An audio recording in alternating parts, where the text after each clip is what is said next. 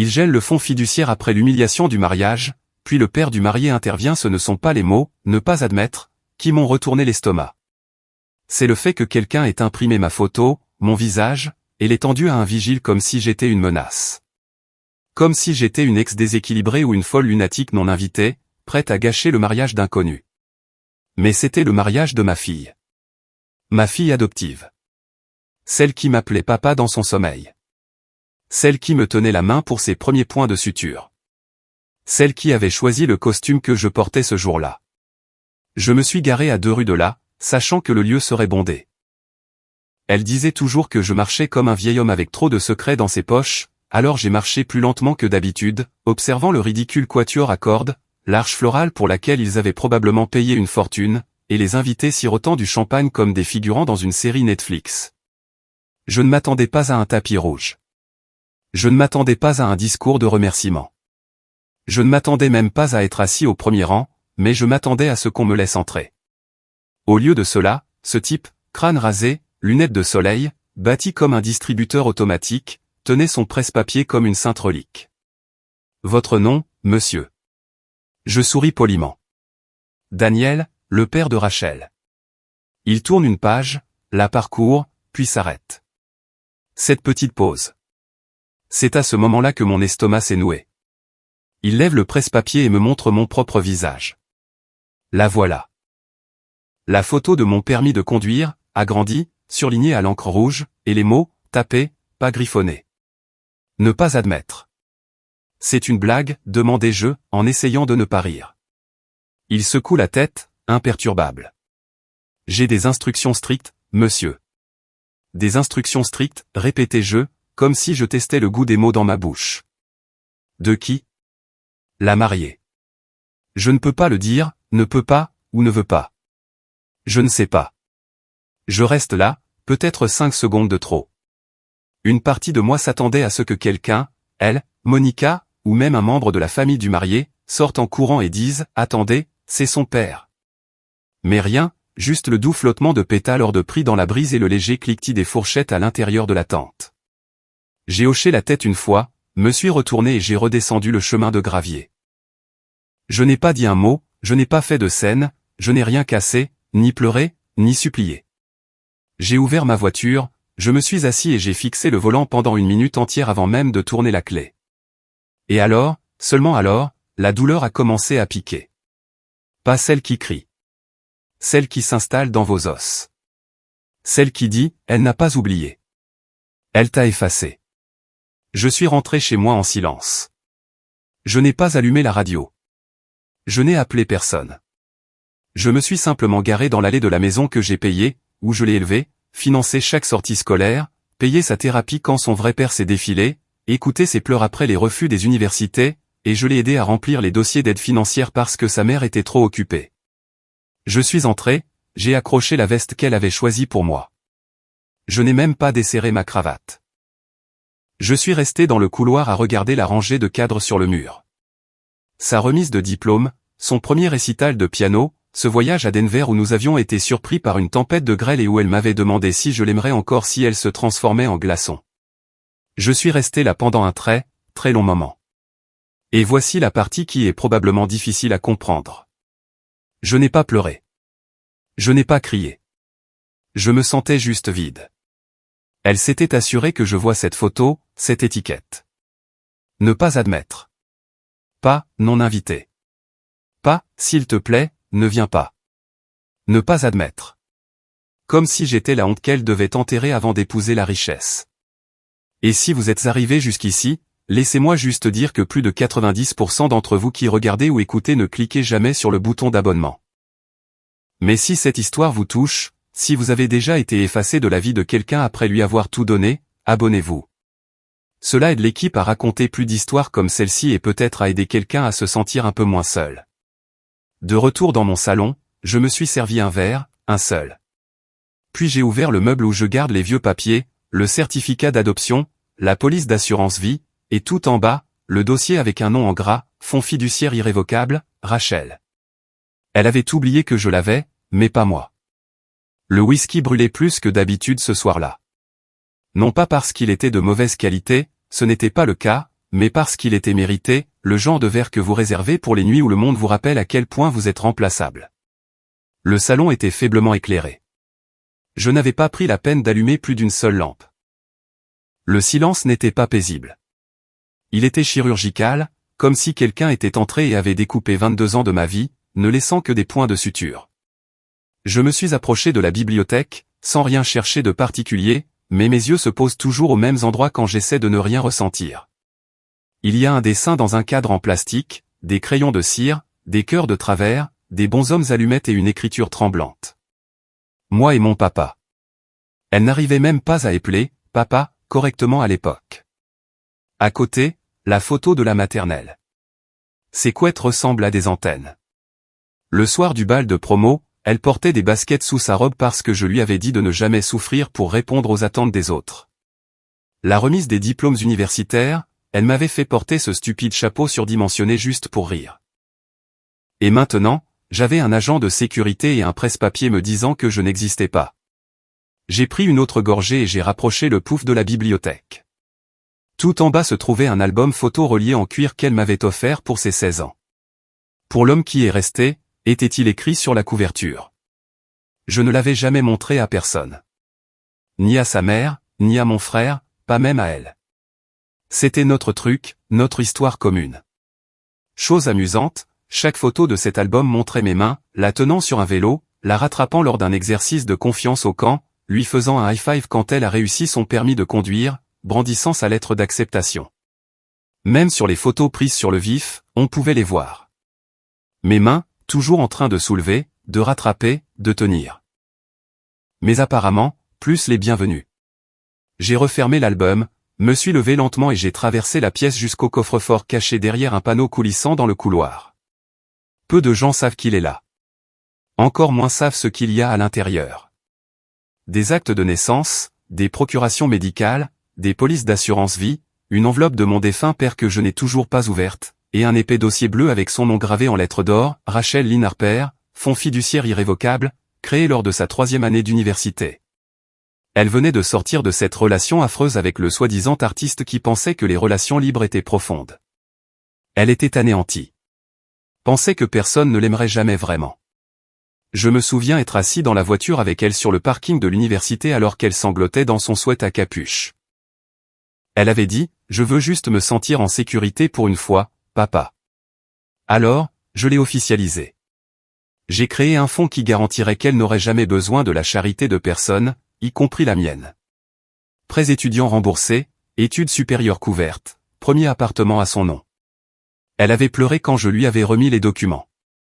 Et maintenant, soudainement, c'était moi qui me tenais à l'extérieur de sa nouvelle vie, comme un étranger aux mauvaises intentions. Mais voilà, elle avait oublié. Et peut-être que sa mère aussi. Irrévocable ne veut pas dire intouchable. Ça veut dire stratégique. La structure du fonds lui donnait le plein bénéfice des actifs. Mais, et c'est la partie à laquelle Monica n'a jamais prêté attention, tout acte jugé volontairement préjudiciable aux constituants ouvre une clause de révision, surtout s'il se produit avant l'étape maritale qui rompt officiellement la dépendance. Traduction, si elle franchit une ligne avant d'être légalement mariée, je ne suis pas obligé de laisser le robinet ouvert. Et un agent de sécurité avec ma photo placardée sur un presse-papier, ce n'est pas seulement un manque de respect. C'est un effacement délibéré. Je me suis penché en arrière dans mon fauteuil, le dossier ouvert sur mes genoux, et j'ai parcouru les documents originaux du fonds. L'encre s'était estompée, mais mes notes dans les marges, non. J'ai toujours tout annoté comme un professeur au bord de la paranoïa.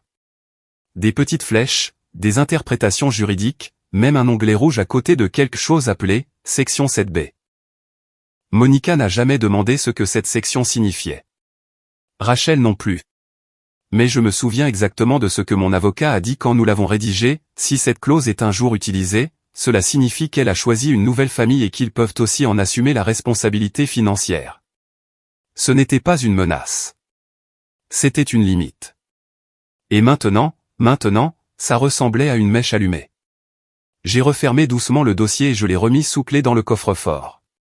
Pas par peur, mais par sens du timing. Je n'allais pas riposter. Pas encore. Ce serait émotionnel. Ceci devait être chirurgical. Parce que parfois, la meilleure façon de se faire entendre est de ne rien dire du tout et d'attendre que le silence fasse son œuvre. Où est son père? C'est ce qu'une femme avec un bibi rouge a chuchoté, la main devant la bouche, à l'homme à côté d'elle alors que la musique jouait doucement sous la tente. Ce n'était pas fort, à peine audible par-dessus le cliquetis des verres et les rires forcés. Mais Charles l'a entendu. Charles entendait toujours les choses que personne ne voulait dire à voix haute.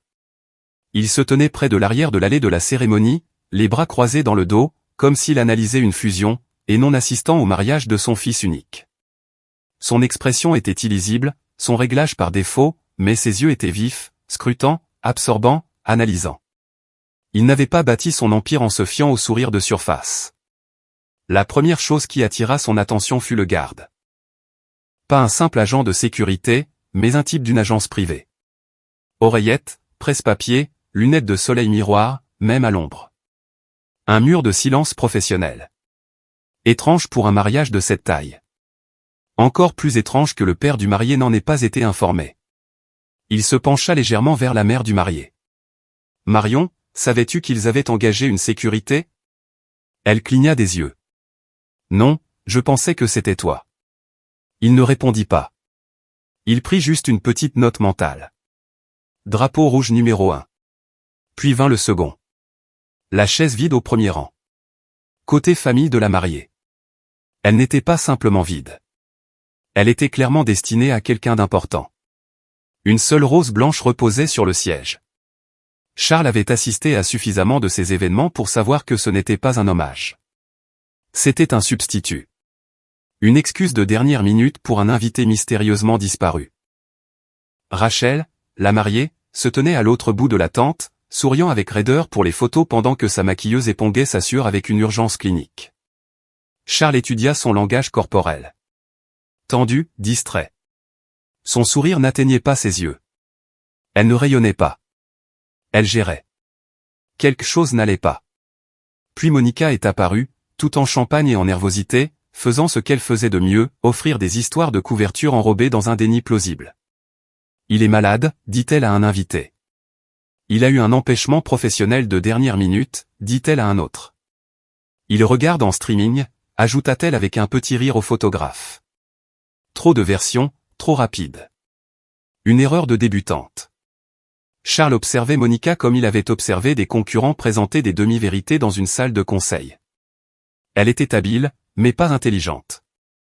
Il croisa son regard une fois. Elle leva un verre, sourit trop largement. Il ne lui rendit pas son sourire. Au lieu de cela, il se dirigea calmement vers le jardin latéral, sortit son téléphone et passa un appel. « Hélène », dit-il à son assistante. Le nom de famille de la mariée est Harper. Sa mère s'appelle Monica. Je veux tout. Le dossier complet. En temps réel. Vous avez 4 heures. Hélène ne demanda pas pourquoi. Hélène ne demandait jamais pourquoi. Charles remit le téléphone dans sa veste et retourna vers le lieu de la réception, mais il ne rejoignit pas les invités. Il se tint juste près de l'entrée de la tente, observant le garde, presse-papier toujours en main. Chaque invité était accueilli avec désinvolture. Sauf que Charles remarqua que le presse-papier avait 3 pages, épaisses, bien trop épaisses pour une liste de mariage de moins de 100 personnes. Il s'approcha. « Excusez-moi », dit-il d'une voix égale mais autoritaire. Le garde se redressa. « Monsieur. Vous travaillez pour le lieu ou pour la famille ?» « La famille. »« Quel côté ?» Le garde hésita. « La mariée. » Charles hocha la tête une fois. « Qui a autorisé votre mission ?»« J'ai été engagé par Vanguard Security. Toutes les instructions venaient de la mère de la mariée. » Vous ont-ils donné des cibles spécifiques? Le garde ne répondit pas immédiatement. Charles s'avança d'une fraction de pouce. Je ne vous le demande pas en tant qu'invité. Je vous le demande en tant que personne qui pourrait posséder une partie de cette agence de sécurité d'ici lundi si l'envie m'en prend. Le garde cligna des yeux. Un individu a été signalé. Accès refusé. Qui? Je ne peux pas le dire. L'homme a-t-il essayé d'entrer? Le garde hésita de nouveau. Oui. Brièvement. La mâchoire de Charles se contracta. Et il est parti paisiblement. Charles le fixa. À quoi ressemblait-il? Les yeux du garde se baissèrent, comme s'il se souvenait. Grand, cheveux gris, costume noir. Il ressemblait à son père, honnêtement. Charles ne dit rien, se retourna simplement et rentra dans la tente. Il ne voyait plus un mariage. Il voyait un contrat avec des clauses cachées. Et il ne signait jamais de contrat sans en lire les notes de bas de page. À ce moment-là, il ne savait pas exactement ce que Monica avait fait. Mais il savait une chose avec certitude, quelque chose pourrissait sous la surface, et il avait bâti sa vie en déterrant cette pourriture avant qu'elle ne se propage. Il s'assit lentement sur sa chaise, jeta un autre regard à la place vide destinée au père de la mariée, puis tapa une courte note sur son téléphone, activité du fond, côté marié. Surveiller transaction. Obtenir dossier juridique. Puis il leva les yeux, sourit pour une photo et attendit. Parce que la vérité a la fâcheuse habitude de se montrer, surtout quand on n'invite pas la seule personne qui aurait pu empêcher le mensonge de s'effondrer. Les documents arrivèrent sous forme de PDF sécurisés dans la boîte de réception de Charles précisément 1h42 après son appel. Hélène ne manquait jamais une échéance. Elle aurait pu faire disparaître des codes nucléaires, pour ce qu'il en savait. Son passé était trouble et coûteux, exactement comme Charles l'aimait. Il ouvrit le fichier alors qu'il était assis dans le salon du marié. Le bruit du mariage bourdonnait derrière les portes doubles. Des rires étouffés, des cliquetis de verre, le violoniste s'entraînant sur le canon de Pachelbel comme si sa vie en dépendait. Rien de tout cela n'avait d'importance. Ce qui importait était sur l'écran. Premièrement, Rachel Harper. Aucun père biologique mentionné sur l'acte de naissance. Pas inhabituel. Il avait déjà vu ça. Ce qui le frappa fut la section suivante. Une adoption légale finalisée en 2003. Le père adoptif, un certain Daniel Harper. Même nom de famille. Le même homme qui, selon l'outil de reconnaissance faciale qu'Hélène avait utilisé sur les images de sécurité, s'était vu refuser l'entrée à la grille 3 heures plus tôt. Deuxièmement, le parcours scolaire. Les frais de scolarité pour l'Université de l'Illinois, premier et deuxième cycle, payés en totalité par un fonds privé 529. Propriétaire, Daniel Harper. Charles fit défiler plus loin. Baux d'appartement co-signé par Daniel. Co-signataire de sa première carte de crédit Amex. Un titre de propriété de véhicule, une demande de remboursement pour une chirurgie dentaire couverte par sa police d'assurance.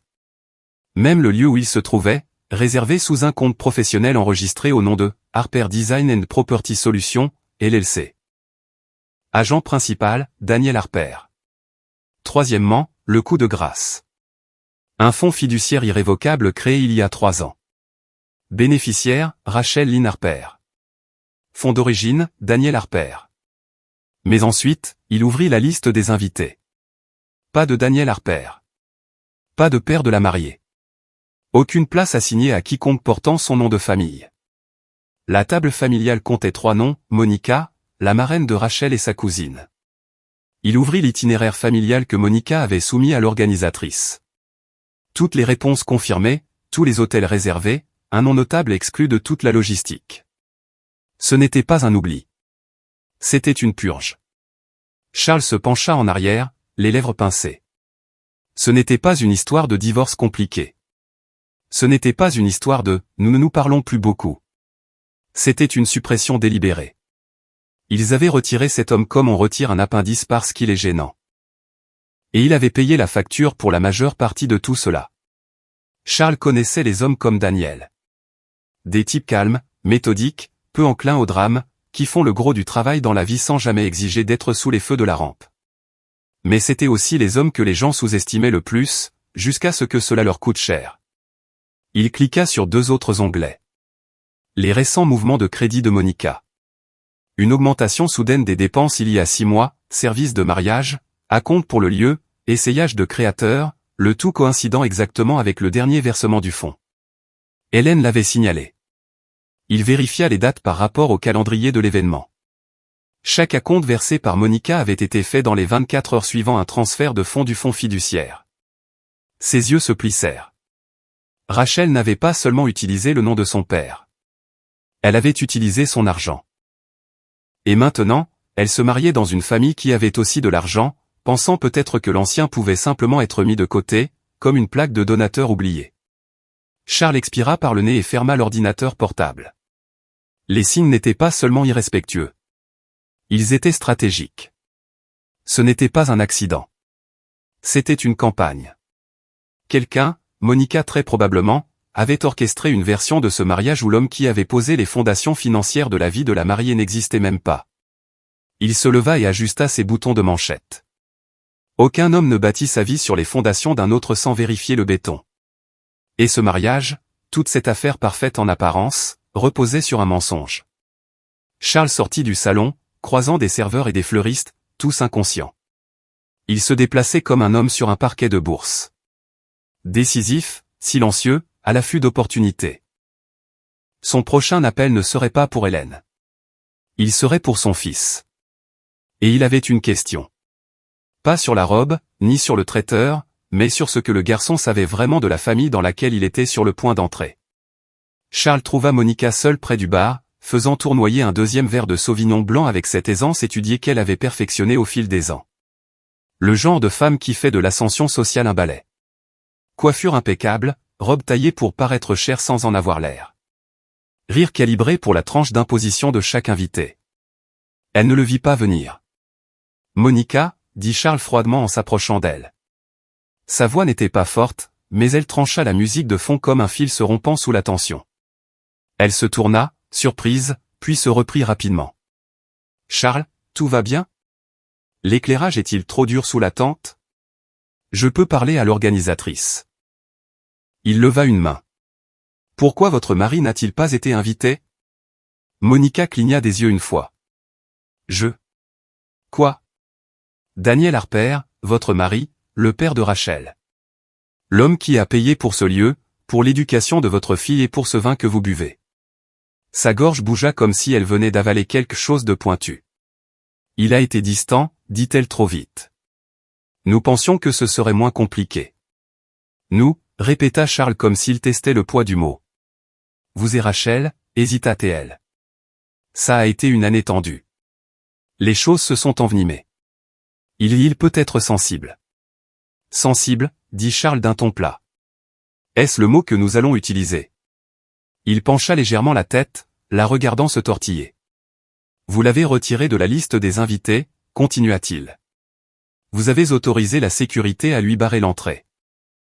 Vous avez fait du père de votre fille, l'épine dorsale financière de toute cette journée, une non-personne, et vous pensiez que personne ne le remarquerait. Le rire de Monica était maintenant cassant. Je pense que tout cela est un peu exagéré. Non, l'interrompit Charles.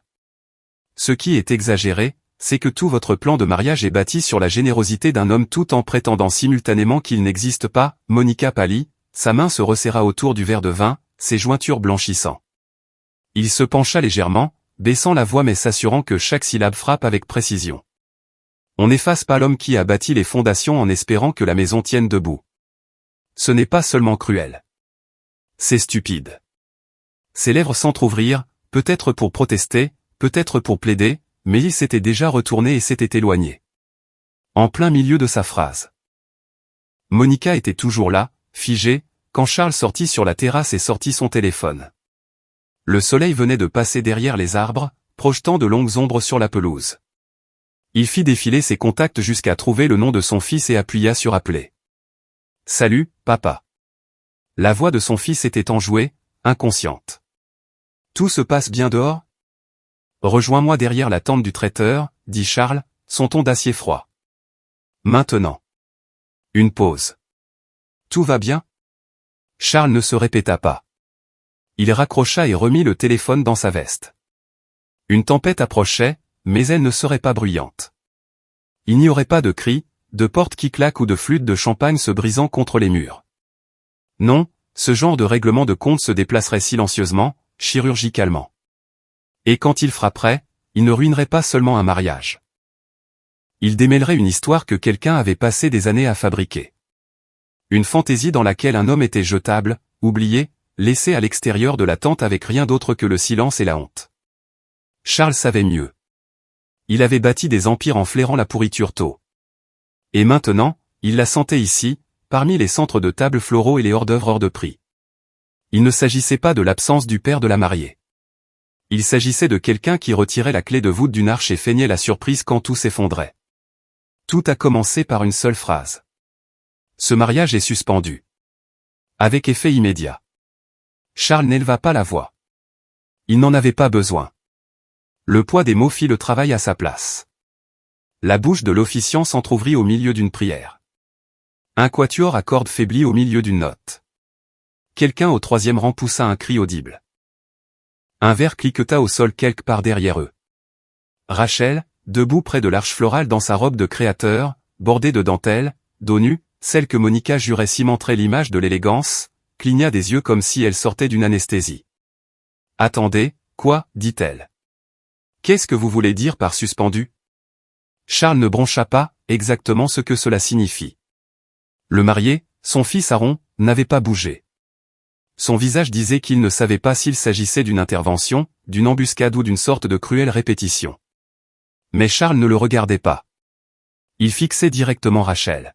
« J'aimerais que vous, l'officiant et votre mère me rejoigniez près de la tente latérale. »« Maintenant. »« Non, » dit Rachel en riant maladroitement. « Non, nous n'allons pas faire ça. »« Qu'est-ce que c'est que ça ?» Monica apparut à ses côtés comme si elle avait été invoquée par la panique. « Charles, s'il te plaît. Ce n'est pas le moment. Vous avez trouvé le temps pour une équipe de sécurité. Vous pouvez trouver le temps pour ça, dit-il sèchement. Il s'éloigna sans attendre de réponse. Et chose étrange, les gens le suivirent, comme s'ils savaient instinctivement que ce n'était pas une blague. C'était un verdict qui était rendu. Dans la zone ombragée derrière la tente du traiteur, Charles étala tout sur une petite table pliante, une copie de la liste des invités, les documents du fonds fiduciaire, un résumé des versements, les contrats de location du lieu de mariage, les confirmations de paiement des fournisseurs, tous provenant de Daniel Harper ou de Harper Design and Property Solutions. Le nom de Rachel était partout sur les documents, mais le nom de Daniel Harper était sur chaque chèque. Le teint de Monica prenait la couleur de son vin. « Vous avez utilisé son argent pour tout, » dit Charles. « Les invitations, le lieu, l'acompte pour les fleurs, même l'acompte sur votre appartement, Rachel. » Les yeux de Rachel étaient grands ouverts. « Je ne savais pas qu'il avait payé pour tout ça. »« Vous ne saviez pas, » répéta-t-il. « Vous avez signé les confirmations des fournisseurs sous sa société. Vos initiales sont à côté des approbations de dépenses. » Le regard de Rachel se tourna brusquement vers Monica, qui se tenait figée, les lèvres si pincées qu'elles semblaient exsangues. « Et ça, » dit Charles en faisant glisser une dernière page sur la table, « c'est l'ordre de sécurité. Celui qui ordonne au personnel du lieu de refuser l'entrée à Daniel Harper. Signé par votre mère et paraphé par vous. » Le souffle de Rachel se coupa. « Ce n'est pas je n'ai pas, c'est horodaté. Numériquement, Rachel. N'insultez pas mon intelligence. Je pensais que c'était juste pour une personne, murmura Rachel. Un ex. Quelqu'un du côté de ma mère. Charles tapa sur les initiales. Ce sont les vôtres. Vous avez approuvé ça. Vous avez signé pour retirer le seul homme qui, selon toutes les normes légales et morales, a construit toute cette journée. Monica s'avança enfin, la voix aiguë et cassante. Elle ne comprenait pas ce qu'elle signait, Charles. C'était un document de planification. On ne cache pas ce genre d'instructions dans un budget floral, rétorqua-t-il. Vous avez exécuté une chirurgie sociale. Vous avez effacé l'homme du récit familial et pensé que personne ne le remarquerait. L'officiant recula, l'air mal à l'aise.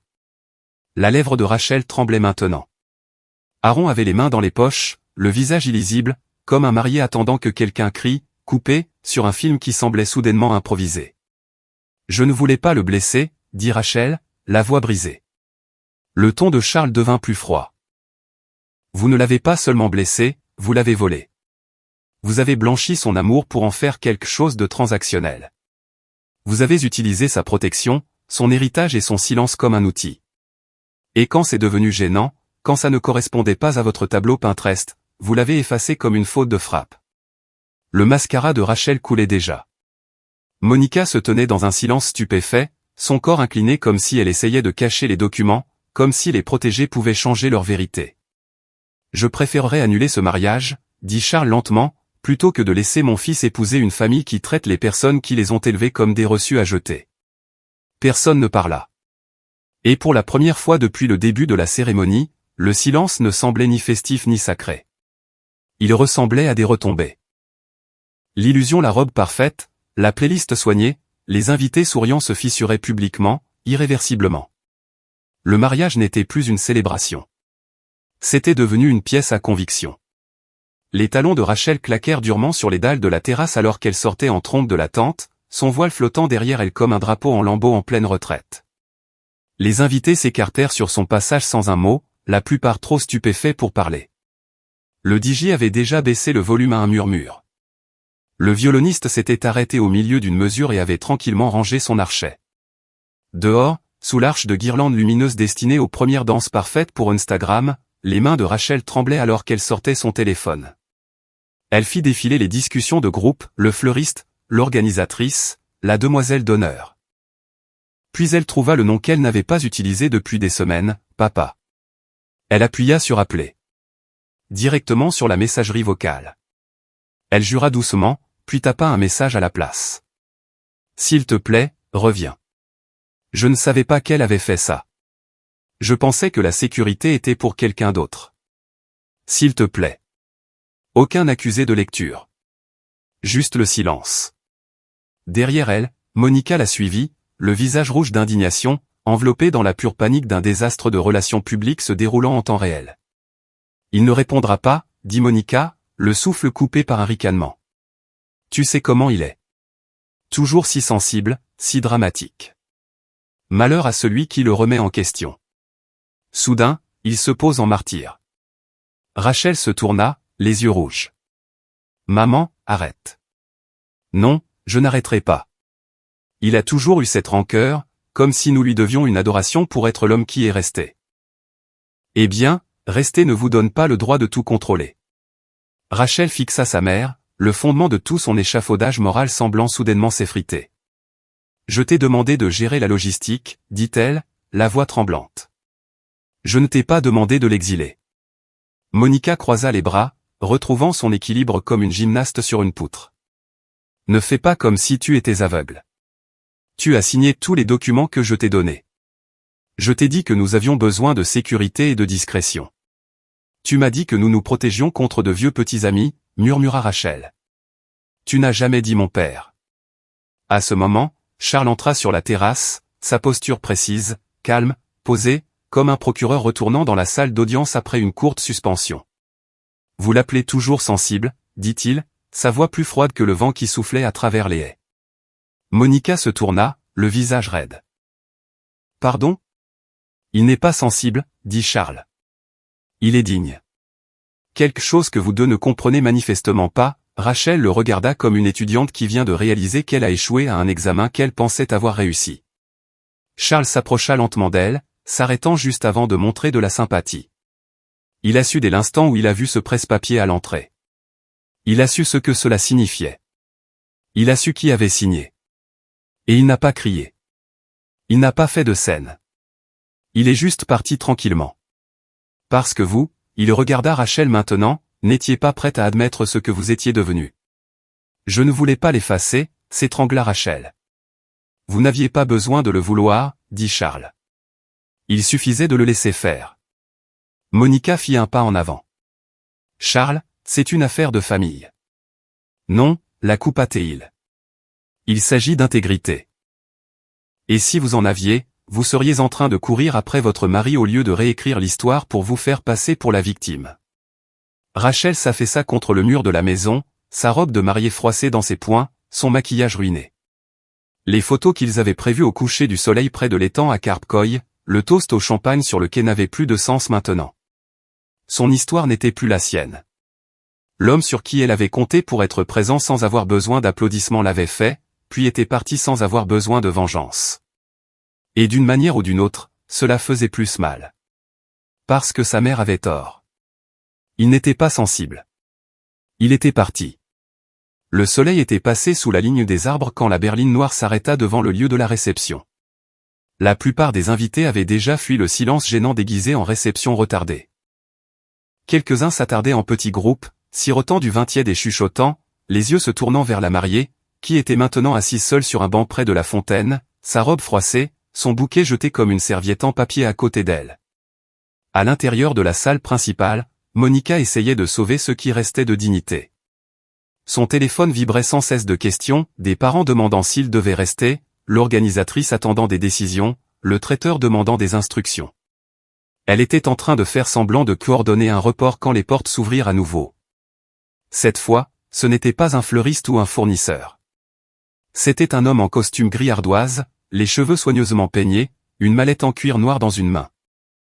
Il marchait d'un pas lent et assuré, celui de quelqu'un qui sait qu'il n'est pas le bienvenu, mais qui sait aussi qu'on ne peut pas le renvoyer.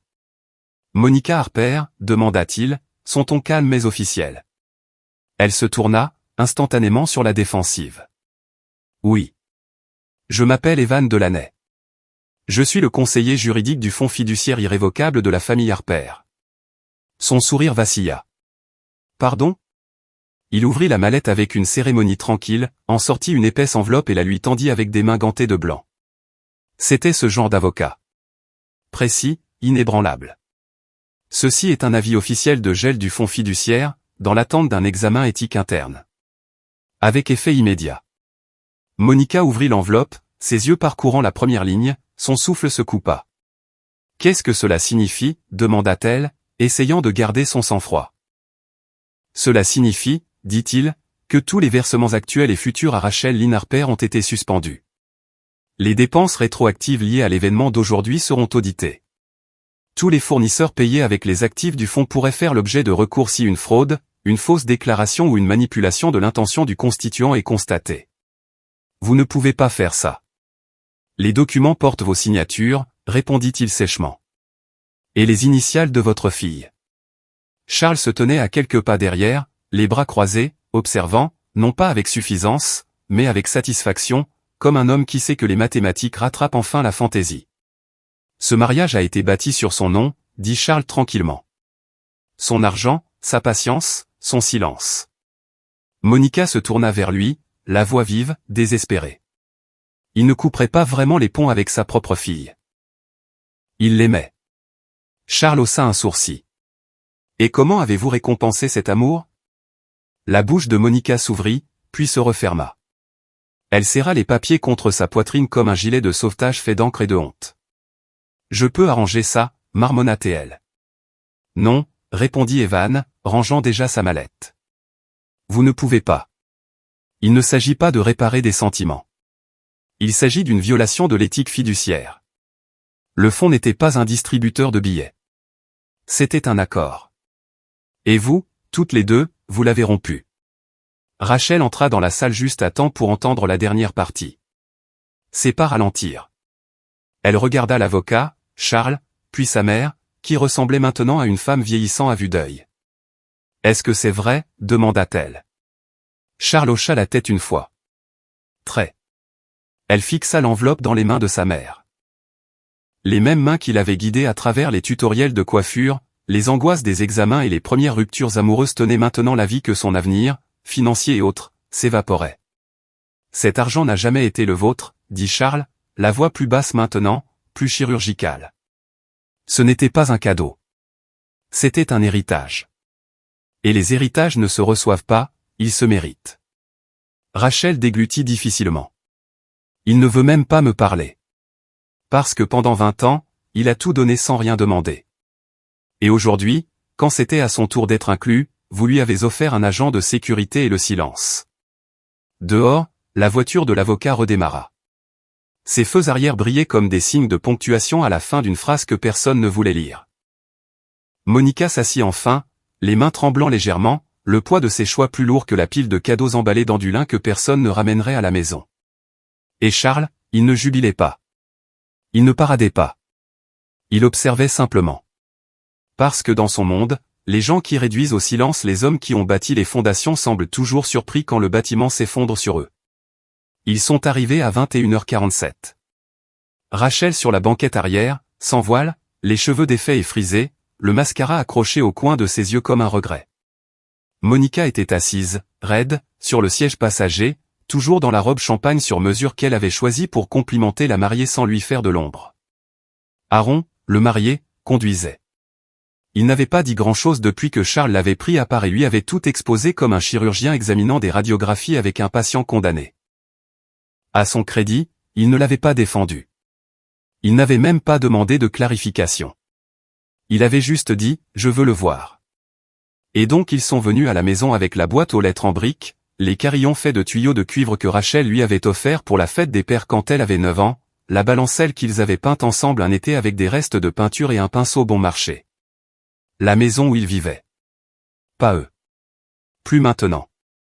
L'allée était vide, à l'exception de son pick-up garé à sa place habituelle sous le sycomore. Lumières éteintes, rideaux tirés. Immobile, comme si la maison elle-même retenait son souffle. Rachel sortit la première, ses talons claquant sur le bitume. Elle courut à la porte et frappa fort, puis de nouveau, plus fort. « Papa » appela-t-elle, la voix brisée. « S'il te plaît, parle-moi. » Je ne savais pas qu'elle avait signé ça. Je ne savais pas que le fond serait gelé. Je ne voulais rien de tout ça. Rien. Elle sonna. Une fois, 2 fois. Monica la rejoignit à contre-cœur, les bras croisés. Daniel, arrête ça. Tu as fait passer ton message. Ne nous humilie pas davantage. Aaron se tenait à distance, près de la voiture, observant comme un homme à un enterrement auquel il ne s'attendait pas à assister. À l'intérieur, Daniel était assis dans le salon, lumières éteintes, une tasse de café entre ses mains. Pas de whisky, pas de scotch, juste du café noir. Il y avait quelque chose dans sa chaleur, stable, rassurante, qui semblait plus puissant que n'importe quel alcool. Son téléphone vibra sur la table d'appoint. Une vibration, puis une autre, puis une troisième. Il ignora les 2 premières. La troisième venait de Charles. Il répondit. « Ils sont à votre porte », dit Charles calmement. « Tous les 3, comme je vous l'avais dit. » Daniel ne dit rien. Charles attendit un instant, puis ajouta « N'ouvrez pas », toujours silencieux, Daniel fixa la bibliothèque de l'autre côté de la pièce. Celle avec le dessin au crayon de cire encadré. Moi et papa. L'encre s'était légèrement estompée au fil des ans, mais le cœur griffonné brillait encore comme une fusée de détresse dans l'obscurité. Elle sanglote, continua Charles. Mais ne vous y trompez pas. Ce n'est pas du remords. C'est une tentative de sauvetage. Ils ne sont pas là pour s'excuser. Ils sont là pour rembobiner, pour faire comme si aujourd'hui n'avait pas eu lieu. Daniel hocha lentement la tête. Je sais. Dehors, les coups continuaient. S'il te plaît, papa, dit Rachel, la voix brisée. Je ne le pensais pas. Je ne savais pas. Je ne l'aurais jamais laissé faire. Sors, s'il te plaît. On va parler. On peut arranger ça. Daniel se leva, se dirigea vers la porte et s'arrêta. Il ne l'ouvrit pas. Il ne colla pas son visage à la vitre. Il se tint juste là, à quelques centimètres du son de leur désespoir, entendant Monica siffler entre ses dents à propos d'avocats et d'images. Entendant Rachel sangloter plus fort, entendant le marié ne rien dire. Et puis il s'éloigna. Pas avec colère, pas avec drame, juste d'un pas calme et régulier vers l'arrière de la maison où les documents l'attendaient sur la table, soigneusement empilés. Amendement au fonds fiduciaire, fermeture de compte, statut de fondation. Pas d'avocat, pas de tribunal. Juste des stylos et des faits. Parce que le pouvoir ultime n'était pas de crier en retour. C'était le silence. C'était de les laisser vivre avec la porte sans réponse, avec la maison silencieuse, avec la réalité que peu importe combien ils suppliaient, manipulaient ou expliquaient, ils l'avaient effacée. Et maintenant, c'était lui qui tenait la plume. Le lendemain du mariage qui n'a jamais eu lieu, la rue était calme. Pas de fournisseurs remballant leur matériel, pas d'invités se rendant à un brunch avec la gueule de bois et des histoires à raconter. Juste l'immobilité, un silence vicié, presque contrit. Rachel ouvrit la porte d'entrée de la maison de sa mère dans un sweatshirt emprunté et un pantalon de pyjama en satin, mi-mariée, mi-orpheline. Ses yeux étaient gonflés de sommeil ou de larmes, ou des deux. Sa mère était à l'étage, faisant semblant d'être occupée, faisant semblant qu'il y avait encore un deuxième acte à mettre en scène. À ses pieds se trouvait une petite enveloppe. Sans marque, sans adresse de retour, sans timbre. Juste son nom, écrit d'une écriture soignée et familière, presque trop calme. Elle s'agenouilla lentement, la ramassa et l'ouvrit avec le genre de révérence réservé à quelque chose de sacré ou de dangereux. À l'intérieur se trouvait une photo. Elle avait 5 ans, déguisée en arbre pour la pièce de son école maternelle. de la peinture verte barbouillée sur ses joues, ses membres repliés sur elle-même comme un bourgeon serré. Elle dormait sur sa poitrine, son visage à moitié enfoui dans sa veste de costume. Il avait l'air plus jeune, les cheveux plus foncés, le visage fatigué mais fier. Un de ces rares moments où l'amour est capturé accidentellement. Pas de pause, pas de sourire, juste de la présence. Sous la photo, une seule ligne, manuscrite à l'encre bleue, je n'ai jamais été seulement l'homme qui payait. J'ai été l'homme qui est resté. Pas de signature. Elle resta là, pieds nus sur le porche froid, ses doigts agrippant le papier comme une bouée de sauvetage. Et puis elle s'est effondrée. Le genre d'effondrement qui ne s'accompagne pas de hurlements ou de coups sur la poitrine. Juste une lente descente vers le sol, le front pressé contre la marche, comme si peut-être, juste peut-être, le béton pouvait absorber la honte et lui renvoyer le temps en échange. Mais le temps ne répond pas aux supplications. À l'intérieur de sa maison, Daniel était assis à la table de la salle à manger où le soleil du matin filtrait, doux et doré, sur ses papiers. Pas de musique, pas de télévision, juste le son d'un stylo glissant sur des signatures. Le document en haut de la pile indiquait « Amendement du bénéficiaire, fonds Harper ». Il le signa sans hésitation. Le nouveau bénéficiaire n'était pas une personne, mais une fondation. Il avait déjà enregistré le nom cette nuit-là, dans le calme qui avait suivi l'arrêt des sonneries. Le projet restait, une fondation pour les pères oubliés. Pour les hommes qui ont appris à leurs filles à conduire, qui ont pansé leurs genoux, qui ont payé pour les dents de sagesse et les clarinettes et les pizzas tard le soir pour les semaines d'examen, et qui ont finalement été laissés hors de la liste des invités sans explication. Pour les hommes dont la loyauté a été confondue avec la servitude. Il ne se faisait aucune illusion sur une fin de film. Aucune croyance qu'elle viendrait en courant avec des excuses ou des promesses, ou même de la compréhension. Il n'était pas amer. Il n'était pas vengeur. Il en avait fini. Et d'une manière ou d'une autre, cela semblait plus propre que la rage. Sur la dernière page, juste au-dessus de la ligne du notaire, il écrivit une phrase supplémentaire dans la marge, une note non pas pour Rachel, ni pour Monica, ni pour les avocats, juste pour lui-même, être présent n'est pas une faiblesse, c'est de l'endurance. Il posa le stylo, ferma le dossier et le porta au coffre-fort. En le glissant à l'intérieur, il remarqua à nouveau le vieux dessin. Moi et papa, les bonshommes allumettes, l'amour mal orthographié. Il ne pleura pas. Il ne sourit pas.